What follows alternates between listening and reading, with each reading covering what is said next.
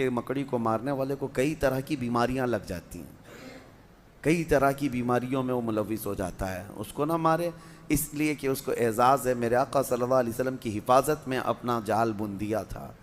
یار غار کا مطلب غار کا ساتھی، اور قرآن نے بھی اس کا ذکر فرمایا، قرآن میں بھی اس کا ذکر آیا ہے کہ یاد کرو اے محبوب جب آپ غار میں تھے اور آپ کے ساتھی آپ کے ساتھ تھے۔ ایک ہی ساتھی کا ذکر اللہ نے فرمایا ہے 10ویں پارے میں۔ اس غار میں جانے کے بعد حضرت ابو بکر صدیق نے حضور پاک صلی اللہ علیہ وسلم کو باہر بیٹھنے کے لیے عرض کیا، خود جا کر اس غار کی پوری صفائی فرمائی اور اس کے سوراخ کو کپڑے پھاڑ پھاڑ کر کے بند کر دیا کہ کوئی کیڑے مکوڑے نہ آئیں، اور نبی پاک صلی اللہ علیہ وسلم کو غار کے اندر لے جا کر آرام کرنے کی عرض کی، لیکن ایک سوراخ پر آپ اپنے پاؤں کی ایڑی لگا کر بیٹھے تھے۔ نبی پاک صلی اللہ تعالیٰ علیہ وسلم وہاں آرام کرنے کی غرض سے گئے۔ اس غار کو ابھی بھی آپ جا کر کے دیکھیں گے تو اتنا چھوٹا ہے کہ کھڑا نہیں ہو سکتا اندر کوئی، صرف بیٹھ سکتا ہے، کھڑے ہونے والی جگہ نہیں ہے وہ، اور 2 ہی لوگ اندر جا سکتے ہیں غار میں، اتنا چھوٹا ہے، 2 لوگ بیٹھ سکتے ہیں، باقی سب پتھروں سے گھرا ہوا ہے۔ تو روایات میں ہے مشہور کہ ایک سانپ حضور پاک صلی اللہ تعالیٰ علیہ وسلم کی خوشبو پا کر وہاں پہنچ گیا آپ کی زیارت کے لیے، لیکن اندر جانے کے سارے راستے بند تھے۔ تو ایک راستہ جس پر آپ نے ایڑی لگا رکھی تھی، صدیق اکبر نے پاؤں پر ان کے سانپ کاٹنے لگ گیا کہ یہ پاؤں ہٹائیں تو میں اندر جاؤں اور دیدار مصطفیٰ کر لوں، لیکن حضرت ابو بکر صدیق ہیں کہ پیر ہٹانے کو تیار نہیں، زہر چڑھتا ہوا ان کے ران تک آ گیا اور ان کا جسم پیلا پڑنے لگ گیا، اور نبی پاک صلی اللہ علیہ وسلم آرام کر رہے ہیں، درد کی شدت بڑھ گئی۔ بعض روایات میں ہے کہ سانپ جتنا پرانا ہوتا ہے اتنا زہریلا ہوتا ہے، وہ کافی پرانا سانپ تھا۔ حضور پاک صلی اللہ تعالیٰ علیہ وسلم نے پوچھا ما لک یا ابا بکر، اے ابو بکر کیا ہو رہا ہے تمہیں؟ کہا لدغت الحیۃ یا رسول اللہ، اے اللہ کے رسول سانپ کاٹ رہا ہے، ایسا لگتا ہے سانپ نے کاٹا ہے۔ نبی پاک صلی اللہ علیہ وسلم نے فرمایا پاؤں ہٹاؤ۔ کہا آقا وہ آپ کو ایذا نہ دے دے، تکلیف نہ دے دے، مجھے کاٹتا ہے ٹھیک ہے لیکن آپ کو ایذا نہ دے دے۔ مجھے ایک بات بڑی وہ لگتی ہے، صحابہ میں ایسی محبت تھی، کہاں کہاں آپ کو میں یہ جلوے دکھاؤں۔ جناب ابو طالب کے متعلق میں آپ کو بتا رہا تھا کہ جب وہ شعب ابی طالب میں حضور 3 سال تک جو بائیکاٹ کے دن گزارے تھے، جانتے ہیں آپ، میں نے بتایا مکہ میں بائیکاٹ کے دن گزارے۔ جناب ابو طالب رات کے وقت حضور صلی اللہ تعالیٰ علیہ وسلم کے سونے کی جگہ کبھی اپنے بیٹوں کو سلا دیتے تھے چادر اڑا کر کے، اور نبی پاک صلی اللہ تعالیٰ علیہ وسلم کی جگہ بدل دیا کرتے تھے بڑھاپے کے عالم میں، اور صبح اٹھ کر کے پہلے دیکھتے تھے۔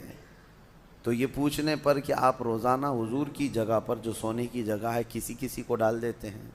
کہا کہ اگر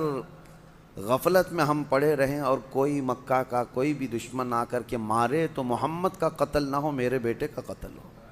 صلی اللہ علیہ وسلم۔ اپنے بیٹوں کو نچھاور کر دیتے تھے۔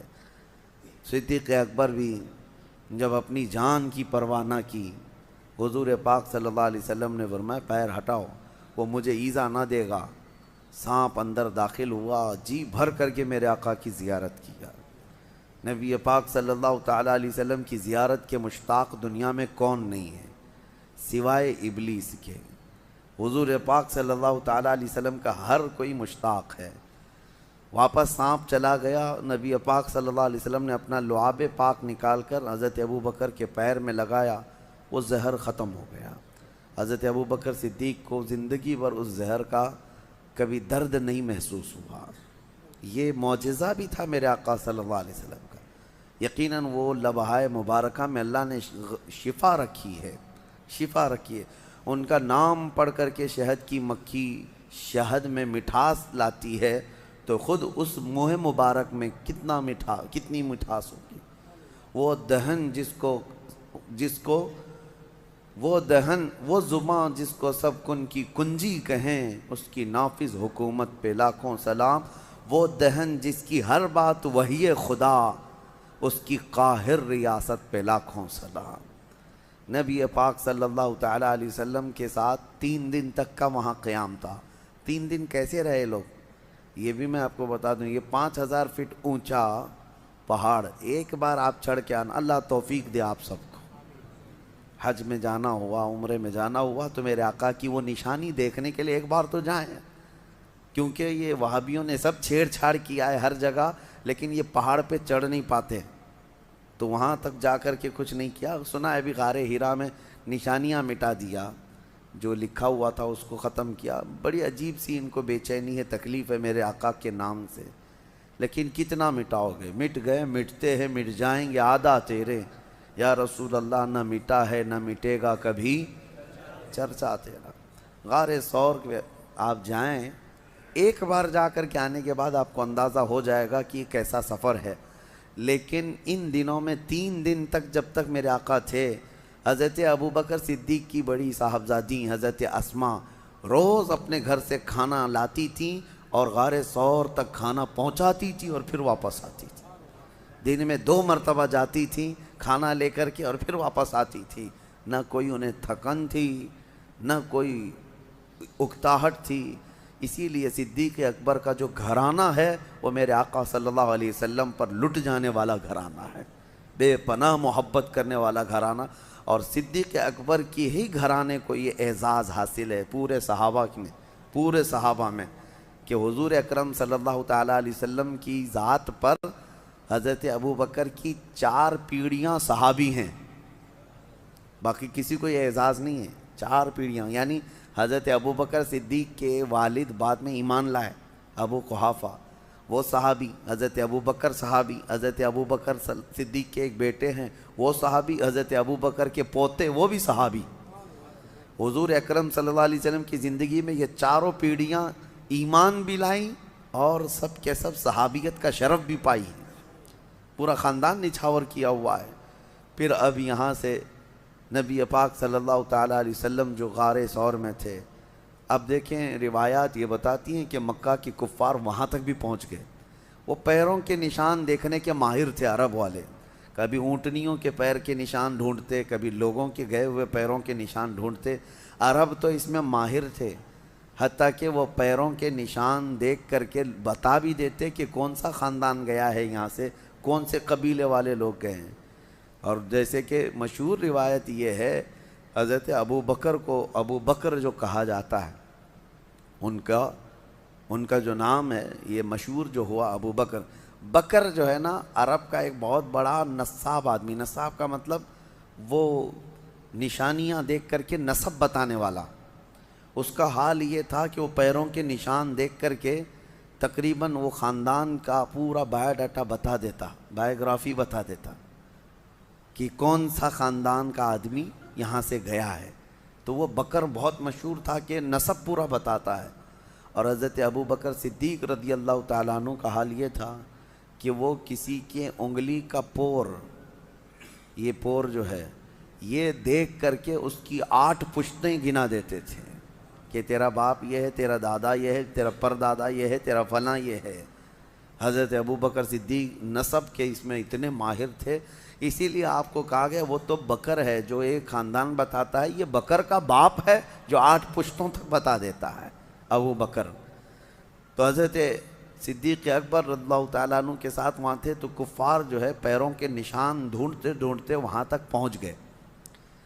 کہاں تک؟ پہاڑ تک بھی پہنچے، کیونکہ مکہ میں دوسرے ہی دن یہ اعلان ہو گیا تھا جو محمد اور ان کے ساتھی کو ڈھونڈ لائے گا اسے 100 اونٹ انعام میں دیے جائیں گے، 100 اونٹ دیے جائیں گے۔ اس زمانے میں 100 اونٹ کا مطلب یہ ہوا کہ 100 کار، یعنی آج کے زمانے میں جو کار ہے، کار کی جو قیمت ہے وہی اونٹ کی قیمت تھی اس وقت۔ جس کے پاس ایک کار ہے آج وہ ایک سواری والا سمجھا جاتا ہے، بڑے اچھے طبقے والا سمجھا جاتا ہے یا مڈل کلاس کا ہے، اور جس کے پاس اس سے زیادہ ہے تو وہ ہائی لیول کا آدمی ہے۔ اب 100 اونٹ، ابھی یہاں کوئی اعلان کر دے کہ 100 مرسیڈیز کسی کو ملیں گی تو اسی سے آپ کو اندازہ ہو جائے گا 100 مرسیڈیز کا مطلب کیا ہے۔ تو اس زمانے میں سرخ اونٹ جو ہے وہ مرسیڈیز اور بڑی لگژری گاڑیوں کے مقابل میں مانے جاتے تھے۔ عام اونٹ الگ ہے، سرخ اونٹ یعنی لال رنگ کا اونٹ وہ لگژری اونٹ تھا، جس کے پاس ہوتا ہے وہ بڑے قسم کا آدمی۔ اور ویسے 100 اونٹ کا اعلان ہو چکا تھا مکہ میں، کہ جو ڈھونڈ کر کے لائے گا اسے 100 اونٹ ملیں گے۔ آپ کو اونٹوں کی اہمیت ابھی نہیں معلوم، ضرورت آپ کو نہیں پڑتی ہے، لیکن اس وقت کی سواری بھی وہی تھی، ان کی سفر کا سارا دار و مدار اس پر تھا۔ اس انعام کے چکر میں در در کی لوگ جو ہے خاک چھان رہے تھے، ڈھونڈ رہے تھے، اور ڈھونڈتے ڈھونڈتے وہاں تک پہنچ بھی گئے تھے۔ اب غار تک بھی پہنچ گئے، یہاں تک کہ اس مقام تک پہنچے کہ اگر وہ اپنے پیروں کی ایڑیاں اٹھا دیتے تو حضور پاک صلی اللہ علیہ وسلم حضرت ابوبکر ان کو صاف نظر آ جاتے ہیں۔ حضرت ابوبکر غار میں بیٹھے ان کی گردنیں دیکھ رہے تھے، لیکن کفار و مشرکین حضور کو اور حضرت ابوبکر کو دیکھ نہیں پا رہے تھے۔ غار کے دہانے تک، منہ تک تو پہنچ گئے۔ اللہ تبارک و تعالیٰ نے اپنے محبوب کی حفاظت کے لیے وہاں پر 2 نشانیاں ایسی پیدا فرمائیں، ایک مکڑی نے جال بن دیے، ایک کبوتری نے فوراً انڈے دیے۔ یہ نشانی تھی اس زمانے میں کہ جہاں کبوتری انڈے دیتی ہے انسانوں کا آنا جانا نہیں ہوتا، اور مکڑی نے جال لگایا، اس کا مطلب اگر کوئی اندر گیا آیا ہوا ہوتا تو جال ٹوٹ چکا ہوتا، اور مکڑی کو جال لگانے میں کافی وقت لگ جاتا ہے، اتنا گھنا جال لگا دیا تھا مکڑی نے چند گھنٹوں میں۔ تو اب یہ 2 نشانیاں دیکھ کر کے کفار وہاں تک پہنچ کر کے بھی حضور کے قریب نہ جا سکے، پلٹ کر چلے گئے۔ اللہ رب العزت جب کسی کی حفاظت کرنا چاہے وہ تمہاری گردن تک قریب لا کر دشمن کو بھی دور پھینک دیتا ہے۔ اعلیٰ حضرت فاضل بریلوی رضی اللہ تعالیٰ عنہ فرماتے ہیں، جان ہے جان کیا نظر آئے۔ حضور جو ہے جان کائنات ہیں، اور جان کس کو نظر آتی ہے؟ جان ہے جان کیا نظر آئے، کیوں عدو گرد غار پھرتے ہیں، وہ سوئے لال ازار پھرتے ہیں، تیرے دن اے بہار پھرتے ہیں۔ نبی پاک صلی اللہ تعالیٰ علیہ وسلم کو وہ قریب آ کر کے بھی دیکھ نہ سکے۔ یہ دونوں چیزیں نشانیاں بن گئی۔ اسی لیے بزرگوں نے لکھا ہے کہ نہ مکڑی کو مارو نہ کبوتر کے ساتھ زیادتی کرو، یہ دونوں میرے آقا صلی اللہ تعالیٰ علیہ وسلم کی ناموس کی حفاظت کرنے والے پہرے دار ہیں، جس کو آج کہتے ہیں نا محافظ ناموس رسالت۔ یقیناً میرے آقا صلی اللہ تعالیٰ علیہ وسلم کی عزت کی پہرے داری کرنے والی مکڑی بھی ہے اور کبوتری بھی ہے، اور دونوں عزت پائے ہوئے لوگ ہیں۔ مکڑی کو مارنا منع ہے،